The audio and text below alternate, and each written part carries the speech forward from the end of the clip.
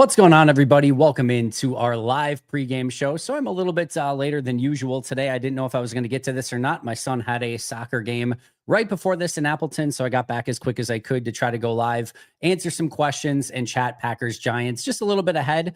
We've still got the international game, of course, going on right now, at least the last I checked. 4 seconds left. Dolphins ball. I don't know how they got the ball back there at the Miami 46, but last I saw, the Commanders had the ball. Not sure exactly what happened there, but I digress. We'll get into Packers Giants here in just a moment. Of course, the big news from an inactive standpoint, LVN is in fact out of this game. Oops, sorry. LVN is in fact out of this game. So he will not play. Not super surprising there. All the other inactives. Oh, it was a missed kick. Thank you, Jacob. All the other inactives were pretty, normal and exactly as we expected. Donovan Jennings, the only other one that would have been kind of like a healthy scratch in this game again, other than Malik Heath, who did not travel with the team. So yeah, LVN not playing. I think it probably is smart. It seemed like he was pretty limited throughout the course of the week. That Giants field has had some issues with injuries in the past. I don't know if that's where you want to make your first game back. And then also, you get to return home next week, Minnesota. It just probably makes a little bit more sense. Green Bay's got to find a way to win this game, whether LVN plays or not. So you should be able to, get through this one, hopefully. But I understand why T Tizzle with the very first comment here says, Andy, why am I so scared of this game? T Tizzle, I get it. It's nervous, right? Anytime you go into a season, super high expectations, and this really feels like one of those key games, key moments. They lose this one, you've lost 3 in a row, and it just feels like everything is spiraling. And it almost is like worse when you're favorites. You're expected to go in and win. The other team's completely banged up, playing with house money, new coach, new quarterback, and they're just probably going to play free. And we'll see if Green Bay can play free or if they're going to be tight, and if that offense, and specifically the offensive line, can get going a little bit. So I understand the anxiousness, the nervousness, the angst, the anxiety. I get all of it. And it does have that feel going into it. I think Green Bay's going to be fine. I do think they win this one, but that doesn't make it any less nerve-wracking going into the game for sure. Just really quick, want to shout out Alchemy Wealth Management for sponsoring today's show. Check them out, retirewithryan.net. Get your future in order, plan for your retirement. Ryan is awesome to work with, and you get a free consultation. Nothing better than free. So retirewithryan.net, set up that free consultation today. Just click on the calendar link and set it up for any time in the near future to get your retirement in order and start planning for that sooner rather than later. Again, shout out to them for sponsoring today's show. December King coming in with the super chat. Why is Love still throwing off his back foot? I don't think that's been actually a major issue for him so far this year, December King. I think part of it, quite frankly, we saw earlier this year, and even throughout this year, when he gets clean pockets, for the most part, he's happy to step up and fire a ball in. I also don't think the back, foot plays have really cost him too much. It is at times, no question. But I think one of the things I talked about going into this year is year 6 is the table setter for Jordan for the rest of his career.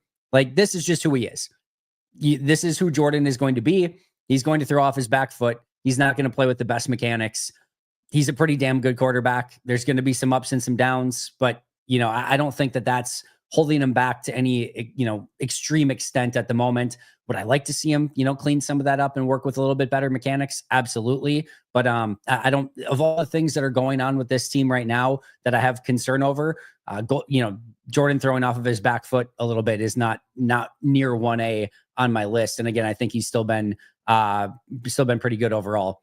Ellie, they won 5-1, and he had 3 goals and an assist. So he was fantastic. Really proud of how he played in this game. So very proud dad at the moment. Get ready for the Giants to go for it on every 4th down and us to punt on 4th and short every time. Listen, I don't care if Matt wants to go into this one conservative or aggressive. Just pick one, go with it, stick with it, and execute whatever you do. If you're going to be conservative, all right, then the defense needs to get off the field and get you the ball right back. If you're going to go aggressive, you need to convert. Just feels like so far when Matt's gone aggressive, it's backfired. And when he's gone conservative, it's backfired. So just pick one, pick a lane, pick an alley, go with it and run with it that way. But it does feel like some of those decisions have been, interesting. I'll put it that way. Interesting to say the least. Go Pack Go from Salt Lake City. Thanks for being here, Santino. Alex, happy game day to you as well. Landon, please win. I'm right there with you, my friend. Go Pack Go from Fargo, North Dakota. Love this. Is the Malik Heath absence any concern? No. Lost in all of this is Malik has not played really well this year. Even the blocking stuff, it's been okay at times, but it's not been up to what I would consider his normal standard. think his route running's been really poor. I think his attention to detail has been poor. I know people were all up in arms of like, I can't believe they were playing Bo Melton over him. It's like, he hasn't been good. I'm not trying to be disrespectful to the guy. I've liked Malik Heath. I think he's made some big plays for them in the past, including against New York, right? But I don't think that this is a cause for concern in this game. You have plenty of wide receivers. I said the other day, a couple weeks back, of like, what, now that these receivers are more healthy, assuming that they are, we'll see how they can. I need to see less Malik Heath, and I need to see less Savion Williams, and even Bo Melton. I kind of want this to be Christian Watson, Romeo Doubs, Dontavian Wicks, and Matthew Golden. Those are the four I want to see out there the most. They're going to need those four to be successful. And I'm hoping we see a little bit more of that in this game. All right, a couple more super chats. Beast Bumblebee, thank you so much. Please don't let this game come down to a kick on either side. Not asking for a blowout. Just don't let this come down to a kick and win the game. Kicking's going to be interesting. You have 18-mile-an-hour winds, so it's going to be a factor. And you have two backup kickers. You know, regular kickers are scary enough. You have two backup kickers in this game for both the Giants and the Packers. Field goal kicking with the wind in New York could be quite the adventure. I would expect Matt to be pretty aggressive on fourth downs up until you get into like the 40-yard field goal, unless it's like a, 4th and 16 and you've got a chance at a 52-yarder and you just have to take it. I think Matt's probably going to be pretty aggressive going for it on fourth down and plus territory would be my guess in this one. Tacos for supper. Hopefully Packers come through so I don't have to burn my house down and uninvite family over for supper. Let's not do that, Dustin, regardless of what happens. I don't know where you are at, but pair it maybe with a Luigi's Frozen Pizza as well. But no, that sounds perfect. And hopefully you get some victory tacos. And I love tacos, man. One of my absolute go-tos. All right. Let's see. Will Lambeau burn if the Packers lose this one? It won't burn, but Packers Twitter might burn to the ground. That's for sure. Let's not even speak that into existence. Go Pack Go from Oxford in the UK. Love that, John. Thanks for being here. Go Pack Go. Time to flip the script. Mark, I am with you. Why are the Packers so bad at managing injuries? It feels like sometimes they just don't use their brains.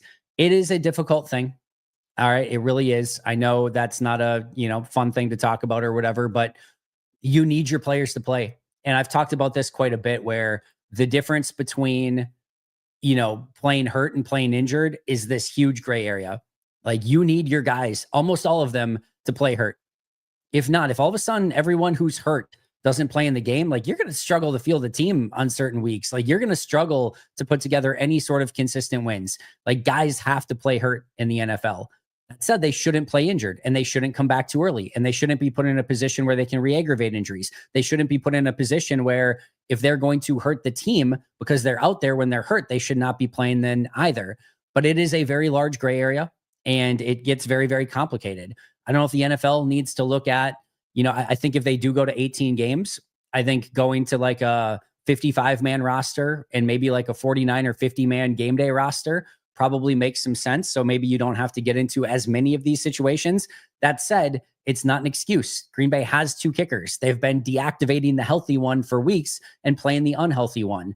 So I talked about it today on the pregame show. They've lost a little bit of that benefit of the doubt on how they've handled injuries just because it has not gone well. Going back to Watson, Jair, Jordan Love, obviously now with Brandon McManus, there's been others as well. It has been a issue for them, and it's something that they've got to get corrected moving forward.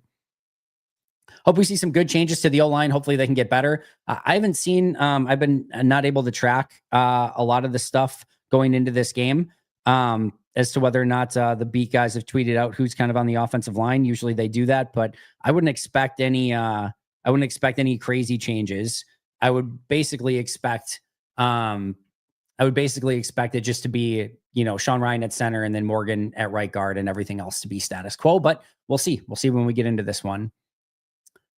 All right. Should Golden replace Doubs on the outside since Golden is better at separation? Watson, Golden outside, and Doubs and Savion in the slot. I'd just like to see them rotate things a little bit more. I'd like to see primarily Dontavian Wicks and Matthew Golden in the slot, and then Watson. And I'd even like to see Watson in the slot a little bit, and then Watson, Doubs, and Golden kind of rotating on the outsides. But again, I want to see those four primary receivers be the ones that we see the most in this game and moving forward until Jaden Reed gets back. Reed basically claims that slot, position, and then you're rotating on the outside a little bit more. We talked about that.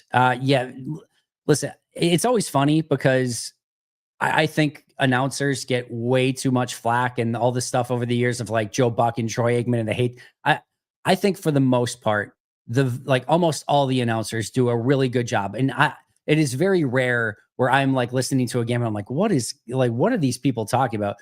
Vilma's a bit of a rough listen for me personally. I'm not trying to disparage the guy or anything like that. I'm sure it's a very difficult thing to do, but it's one where if I see Vilma announcing a Packers game, I'm just like, oh, that's a little bit of a bummer. I thought from what I was able to watch a little bit of today, thought he struggled a little bit today as well. But yeah, it's not been great for him as of late. Feel I've seen Love throw off his back foot way less often this year, only really when he has to. I kind of agree with that, Beast Bumblebee. I honestly don't track it. I'm not looking at the mechanics of it quite as much as the actual result, unless it's like if it's a poor throw, then I'm looking at, all right, did he play with poor mechanics? And then, all right, clearly that's why it happened. But there hasn't been a ton of that for Jordan. But yeah, maybe I can do a better job of keeping track of it a little bit more. The losing streak is Randy's fault. I retired the game day Rodgers jersey after the Steelers game. Don't worry, though. It's back out now. All right. Thank you, Randy. Appreciate your efforts. We should be good to go for today then. Andy, help me out here. Kind of ignorant to the topic, but why do people make a big deal out of Love throwing off his back foot? Why does it matter how he throws? Well, you're playing the percentages, right? So what you want is consistent mechanics. The more consistent you are, just think of it like a golf swing, right? If you are consistent every time with really good mechanics, the odds that you hit the ball clean are going to go higher up. And if you are doing it with bad mechanics and you're kind of leaning or whatever, I'm not a golfer, so, take this for what it's worth. But, there's more opportunity if things are a little bit off for things to spray, go awry, hook, etc. So, or in my case, just miss the ball entirely. So if you think of it from a passing standpoint, the more you consistently play with good mechanics, step into your throw, play with good footwork, good base, again, you're throwing it the right way, you're going to have more accuracy with the ball over time. Now, Aaron Rodgers, Brett Favre, Jordan Love, they don't play with great mechanics. Aaron had fantastic mechanics in aspects of his game, but from a platform standpoint, it was always unique. I'll put it that way. Some quarterbacks can get away with that, even consistently. Favre and Rodgers, great examples of that. I think Love, for the most part, has shown that he can get away with that pretty consistently as well. If he played with, 10% better mechanics, does it make him, play a little bit better from an accuracy standpoint? Probably. But do I think it's a huge issue for him? And do I think that at times it's also a superpower for him that he can get it off out of bizarro angles and throw off his back foot and, sort of backpedal under pressure and still hit his throws? Yeah. To me, it kind of ends up in the wash for how he plays. You take some of the good with some of the bad. And that's just, again, his style as a quarterback. And again, I think this is who he is. To me, it hasn't played a major factor in the season whatsoever. And honestly, has not even been on my radar for something that is in the top 100 of problems for Green Bay at the moment. Why has their fan base become totally scary? I think you mean scared, but yeah, it's just a lot of expectations going into the season, CHD Matt. Mike McDaniels just went for it on at the 4th and goal. Yeah, I did see that. It was an interesting choice. They ended up winning the game, though. Looks like Dolphins won 16-13. So I guess all is well that ends well. Scared that Jordan will have no time to pass today. It's going to be interesting. It's the 1A thing to look for in this game is how can, Green Bay mitigate that Giants pass rush? That Giants pass rush is for real. What's up? Thanks for so much for being here, Trans Rights. Appreciate you. If they lose it, might burn down my Beast. Let's not do that. My sister's at the game. She's going to bring home a win. Awesome. It seems like there's a good Packers contingent at the game today. Why do the Packers always, I'm assuming you mean like end up in a 3rd and long? Yeah, I think part of it is, again, the way teams are playing them. They're trying to play conservative and matriculate the ball down the field. They just haven't been very good at doing that in their 3rd down efficiencies. Well, mostly fine, but you're still, it's a coin flip's chance at best that you're going to convert on 3rd down in the NFL. So it just is, it's hard to live in those scenarios. I think Green Bay's got to be a bit more aggressive on 1st and 2nd down. I think everyone would probably agree with that. Go Pack Go. I'm not nervous about this game at all. HK, that makes me more nervous that you're not nervous. I'm just kidding. Hopefully Green Bay can just go out and annihilate some Giants in this one. Are we turning our head sideways to eat the tacos or no? I don't know. I have never really studied my taco eating habits. I'll have to keep an eye on that for you. Is Peps made by the same people? Yes. Luigi's Pizza is a Peps Pizza company. So yes, same family of companies. I've always turned the tacos at an angle so that they fit in my mouth. I think that makes sense. This is a legitimate, true statement. I have a Luigi's Pizza in the oven. So as soon as I'm done here, we're watching the game. I know I'm supposed to wait for the victory pizza. I am hungry as hell, and I've got a thin crust cheese pizza in the oven, and I cannot wait to eat it.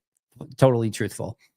But specifically the McManus injury, I understand injury management is hard, but they totally mismanaged what should have been a pretty easy situation to handle. I don't disagree with you, Beast.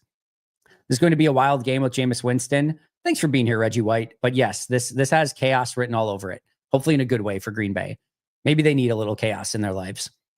And yes, there's plenty of other examples as well. Do you think Reed is back by December? The last report was Thanksgiving or right thereafter. I'm still kind of aiming towards like mid-December. I'm just going to play cautious with it. And if they get it back before then, awesome. But they could really, really use him at the moment. If they could get him back for Thanksgiving against the Lions, I think that would be a massive help for them in that game. Sam Laporta, by the way, injured reserve, will not be available for the Lions on that Thanksgiving Day game. So both teams will be without their star and stud tight ends.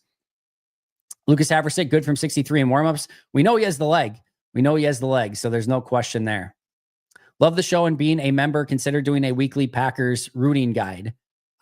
Vince, what do you mean by a weekly Packers rooting guide? Meaning like who we want to root for in the other games? If that's what you mean, as we get closer to the playoffs and sort of playoff scenarios, I'll absolutely talk about that. I think for the most part, it's pretty simple. You're just cheering against the teams that are ahead of you and certainly cheering against the teams that are in the NFC North. But as we get closer to playoff time and we get into some of the, unique scenarios, I usually do that in the pregame show. Right now, I just kind of do a who to watch, but as we get closer, we'll definitely do some of those scenarios as well.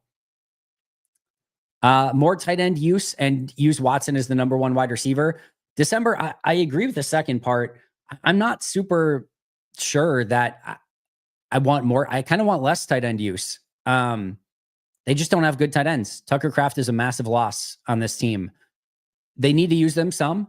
I kind of want to just see the sixth offensive lineman. I think I'd rather have that. I think I'd rather have the sixth offensive lineman and go 3 wide and a running back and either have the extra pass protector or the extra run blocker. I just think it makes it a little bit more unique of a challenge for the opposing team. I think it gives you a little bit more stability, maybe for Jordan to be able to step into the pocket, having that extra offensive lineman out there. And a lot of the times those tight ends are just little check down routes anyway. You can even use some of those plays, by the way, where, if you remember, like you'll have the double check down to the right side where you've usually got like the tight end and the running back checking it down. It almost serves as like a one-man blocking screen. Well, now you've got that's an offensive lineman that's blocking out there. That could potentially work for you a little bit as well. I need to see a little bit more creativity there, but maybe Musgrave can go out and have a huge game. I would love that. I'm not saying Musgrave should be ignored entirely. I still think he can bring something to this team, but he's a really bad blocker and he just hasn't brought a ton as a pass catcher yet. I'm with you on Watson. I'm less with you on more tight end usage.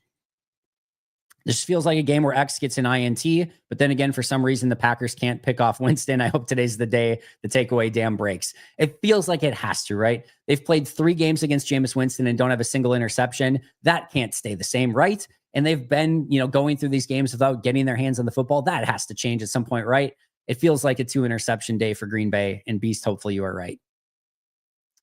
Aikman's grade match versus Caleb was interesting.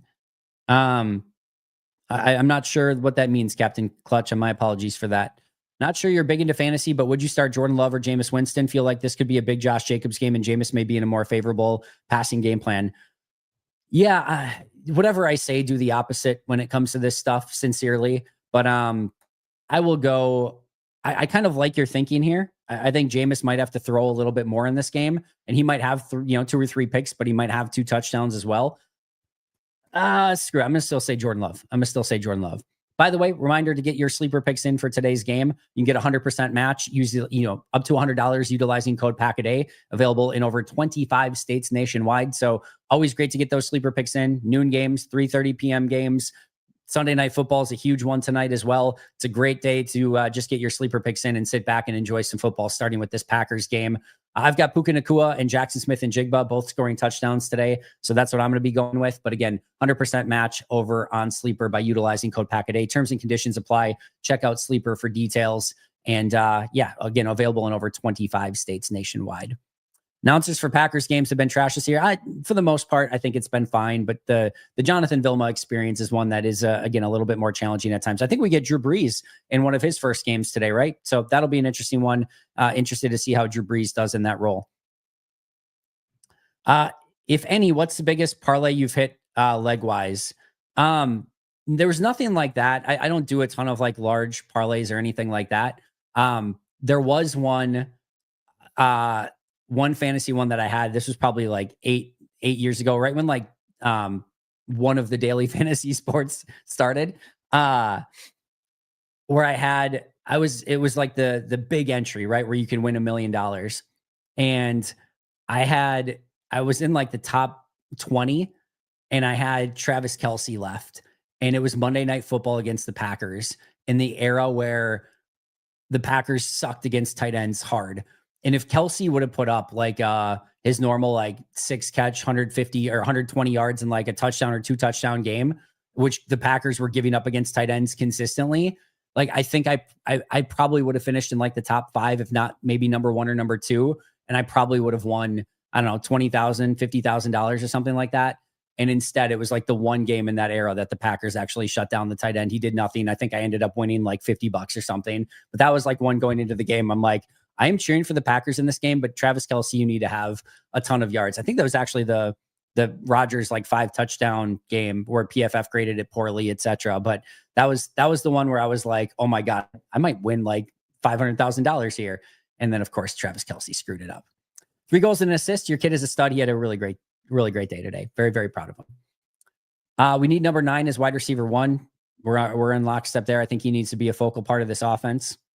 The Packers are 5-1 when I watch the whole game. They are 0-2-1 when I miss part or all the game. I'm going to pretend that means something. I will watch the whole game today. Beast, step your game up. You can't miss any of the game. You're not allowed to go to the bathroom. Leave the chat now. Go to the bathroom now. Get your snacks in order now. I don't need you to miss a second of this game or going forward. So get your house in order, figure it out, and make sure that you're not missing a second of this game. Beast, we're counting on you, my friend. A Debo, a late scratch. Interesting. That's big for New York. Bring the pizza to Arizona, please. I wish I could. I think we all turn our heads a little with tacos. I think so too. I think you have to, right? I'll have to study my taco habits though. Feel like I only ever have soft shell tacos, so I don't turn my head. I think there's a part of that's true as well. I'm a huge double decker guys, though. I'm taking the tortilla, putting the cheese down, then putting the hard shell taco, folding it over, melting the cheese, putting the hard shell taco in, then putting the meat, the lettuce, the cheese, the salsa, etc. We're going full Taco Bell double decker taco, and it is phenomenal every time. Giants just ruled out a Debo. We talked about that. Wiley can block. We'll see, Jen. We'll see. I thought he had a solid first performance last week. Wouldn't mind seeing a little bit more of him this week. Have you ever considered live streaming during the game, or is that just not your thing? So when it's a home game, I'm in the press box, so that makes it a no. There's a part of me that still wants to keep that little bit of fandom that I have. Not that I can't fan while I'm watching the game, but I do feel like the post-game show is better because I can focus on the game and take notes and do everything that I need to do to be able to be prepared afterwards. So I've considered doing it for maybe some away games. Maybe I'll try one at some point in time just to kind of see how it goes. I think I would rather be the one that does the live pregame show leading in. And then I am going to do a halftime show today on Luigi's Pizza Twitter account. So you can keep an eye out for that. I'll be live on their Twitter accounts on video at halftime. And then immediately doing the post-game show as soon as we're done here. Then I still get to enjoy the game a little bit, and we can do the live pre and post-game shows right before and after. I think it works out well that way. I think I'll probably keep it that way, but I even if I don't do the Packers one, I may one of these days coming up experiment with like a Sunday Night Football or Monday Night Football game just to change things up a little bit. We'll see. Maybe I'll do a playoff game or something like that. I would like to live stream a game at some point. I think that'd be fun. Go Pack Go. Love the emojis. December. Would running less from gun and more from under center help the run game? I don't think it would hurt. I think somebody did a study though, and it's not like that different. But I still think I like the runs under center a little bit more for Green Bay. I'd like to just have them run a little bit more of their offense under center, to be honest. Rams, Seahawks, and Detroit Eagles, 2 huge, massive games. Should be, the ideal situation here is that we get the noon Packers win, right? kind of keep an eye on Minnesota and Chicago, what's going on there. Tampa Bay loses to Buffalo, hopefully. And then we get to sit back after the live post-game show, of course. You'll all join here for the live post-game show, and then get to watch, some Rams and some Seahawks, and then Sunday Night Football with Eagles and Lions. Should be a really fun day of football. Green Bay's got to, I don't know about you guys, but if the Packers lose, then I don't even want to watch the other stuff. I can't get into it as much. So Green Bay's got to win, take care of business, and then we can enjoy the second slate of games. Just win, baby. That is right. Do you think Love will be benched during the game? No. Matt, what? No. Is there another Love is there a Love on New York I'm not familiar with that you're talking about? Ridiculous question. Another week in the Midwest, stuck watching a game I don't want. I'm sorry, JC, that does suck. Gotta, maybe at least get Red Zone maybe, so you can kind of keep an eye on, some of that stuff. But yeah, it's the worst. Yeah, I am also hungry as hell now, Jay. We're in the same boat. After all the film you've watched recently, is our O-line salvageable? The only reason that I'm going to say yes for a couple of reasons. I think it has to be all hands on deck for the offensive line right now to get that thing fixed. I think the team has to recognize it. I will also say I've seen Rasheed Walker in his career play really good football. I've seen Aaron Banks play much better football with the Niners than I've seen so far with him, especially this last game. I've seen Sean Ryan play really good football. I've seen Zach Tom play phenomenal football. Jordan Morgan, I'm a little bit more concerned about, but I've seen these players individually play a lot better than they have in this season so far. If Walker and Zach Tom and Sean Ryan and Aaron Banks specifically just play up to the level that I know that they're capable of playing at, they'll be totally fine. So they need to play better collectively. They need to play better individually. I am nervous as hell for it. I think honestly, it's just going to be too much of an Achilles heel for this team to ultimately overcome as they talk about, playoffs and playoff runs and things like that. But I'm not all the way out on it yet. And I do think they have the capabilities of playing better. Could you go to Banky's house for a live stream? That'd be fun. That would be a lot of fun. Again, usually that, I don't know. If I would, it would probably be when it was like an away game. I don't know. It would be fun to do. That's for sure. Let's go nuts today. Go Pack Go. Ben, I'm right there with you. Drew Brees on the call today. Yes. Don't worry, Andy. I won't miss a second. Beast, we're counting on you, my friend. All right, that's going to do it. Enjoy the game, everyone. I will be here live post-game show. Get those sleeper picks in. Again, thank you to Alchemy Wealth Management. Get that Luigi's Victory Pizza ready as well. I will see you guys I'll see you at halftime on Luigi's Twitter handle, and then I'll see you right after the game for a live post-game show as well. Cannot wait. Hopefully, we're talking about a big Packers win. Enjoy game day, everyone. And until next time, and as always, and especially right now in a huge game, go Pack Go.